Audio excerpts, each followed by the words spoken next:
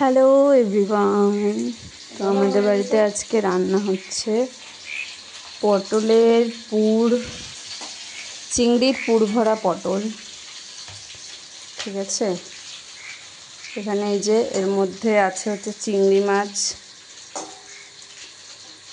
বাটা, বেটেছে মশলা দিয়ে, এর মুখটাকে আবার আটা দিয়ে সিল করা হয়েছে। আর এই যে কিছু ভাজা হচ্ছে, কিছু বেরিয়েও গেছে।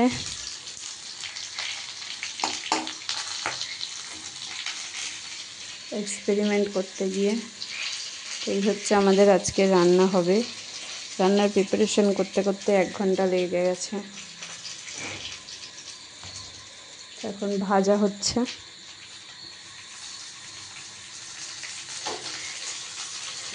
হবে না, যখনই ভাজা হবে তখনই ওর মধ্যে একটা বাষ্প তৈরি হয়ে ওটা বেরিয়ে আসে বাইরে।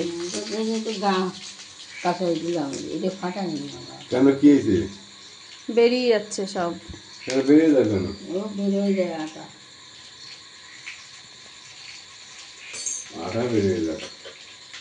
রুটি কারোটা ওই সোনুর জন্য করেছিলাম রুটি, একটা বেশি হয়ে গেছে। হবে না, তাও বেরিয়েই যাবে।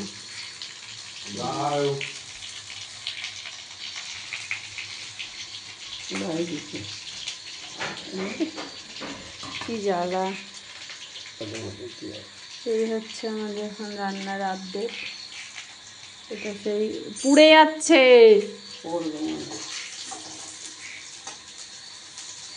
এটা হচ্ছে খেতে চেয়েছেন ওনার ছেলে। তা বেরোবে না, মানে কি করি কম দাও।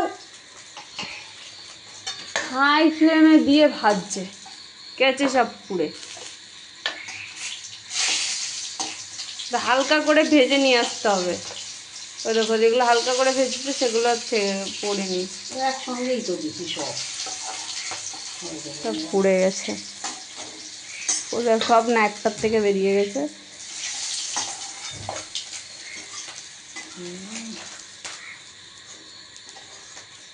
কি যে হবে পুর ভরা পটলের এখনো জানি না।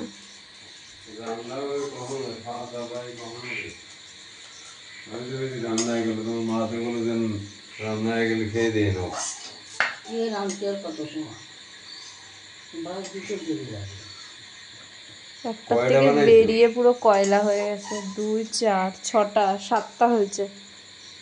একদম একদম হালকা করে ইয়ে করে ভাজতে হবে। গ্যাস একদম হাই করে দিয়ে তাহলে হয় কখনো?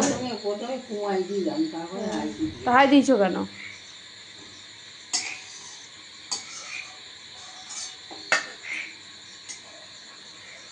কটা জিন্দা আছে, একটার থেকে বেরিয়ে গেছে ফুস করে।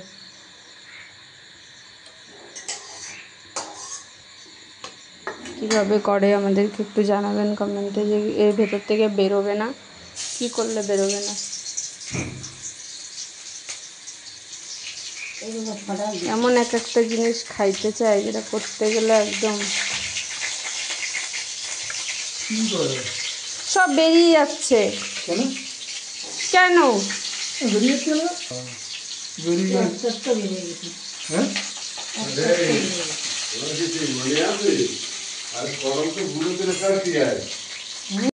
বাবা বলছে ডুবো তেলে নাকি ভাজতে হয়।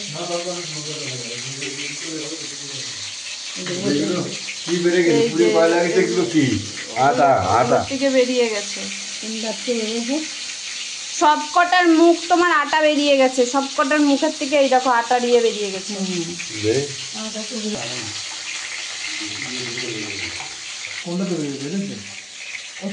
সব কটার থেকে বেরিয়ে গেছে।